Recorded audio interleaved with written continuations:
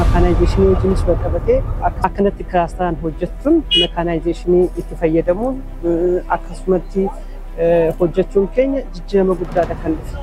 Kilaastaraan facaasuun gabayaadhaaf illee murteessaadha. Iddoo takkarraa dhufeeti abbaan bitachuu barbaadu bitachuu danda'a. Ganda keessa olii gadi hin deemu.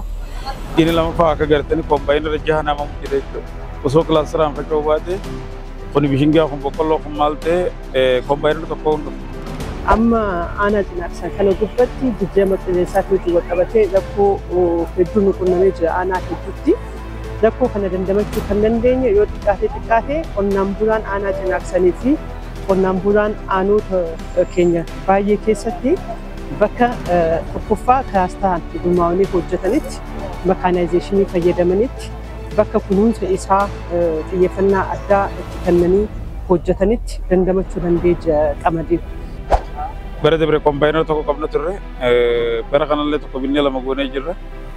Bara kana kombaayinara lama ni binnee karoorfannee jirra rabbi ija 2018 kanatti 2019tti kombaayinara alaa dhufuun alatti keenya qofaan midhaan haamuun ni danda'ama. Kombaayinara kun wanni bitameef teekinooloojii wanni galaa jirtu kilaastaraan qotuudhaaf jechuudha.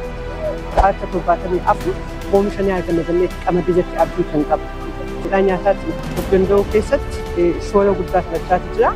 Lammaffaa dinagdee isaanii guddisuu jijjiiruu keessatti qooda guddaadha kan fidaa jiru. Yoo hamma kanatti akkannee haalli mijaawaan jijjiiramni qilleensaa kana dandamachuu dandeenye immoo gama industiriitti illee ta'uun ni danda'ama. Kanaaf kilaastaraan yoo oomishne oomishaaf oomishtummaa keenya salphatti dabarsinee warshaawwan galtee isaanillee galtee arginee fi kan deemnu bara kana shanyii tana midhaan kana nyaataa fi gurguranis bara dhufee rabbijee wanni maashinii investimentii ta'uudhaa kan daqiiqaa oomishu as dhaabbachuudhaaf haalli xumuramee dhiyaachaa jira. Oomishni asii bahu baay'ee oomisha guddaadha. Humna lafa qotishaala guddaadha kan qabnu.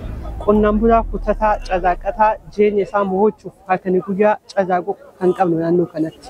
Kanaaf ogeessileen hoggansileen gabbee hojii hojjechaa jiru sadarkaa godinaa hanga aanaatti hanga gandaatti hojii guddaadha kan hojjechaa jiru.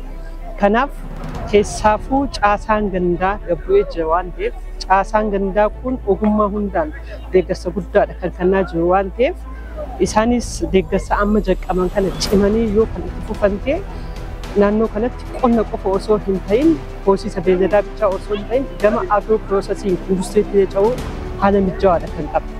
Kanaaf haala mijaawaa kana immoo caasaan keenya kan gandaa hoggansii gandaatii fi hoggansa aanaatii fi ogeessii sadarkaan jiru cimnee hojjannee gamas ceesisuu qabnu jennee kan xiyyeeffannaa addaatiin hojjechaa jirru.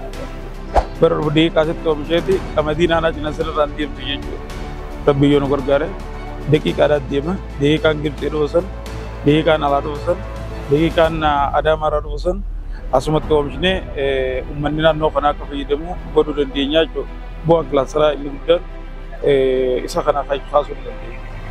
Kanaaf qonnaan bulaa keenyaa fi horsiisee bulaa fi ogeessinii fi caasaan gandaa keenyaa fi hoggansii aanaa fi sadarkaan jiru harka wal qabatee carraawwan jiru hunda duurullee itti fayyadamnee jijjiirama qilleensaa ammaan kana mudate kan guutuutti dandamachuu qabna kan jedhu kan hin qabu.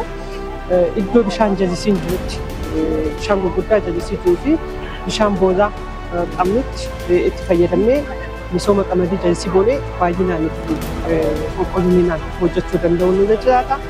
Bakka misooma sululaa gurguddaa hojjannee jirutti immoo jijjiirama qilleensaatis dandamachaa misooma dammaatii fi gabbisa loonii irratti xiyyeeffannaa addaatti kenninee yoo itti deemne keessaa bahuu dandeenya.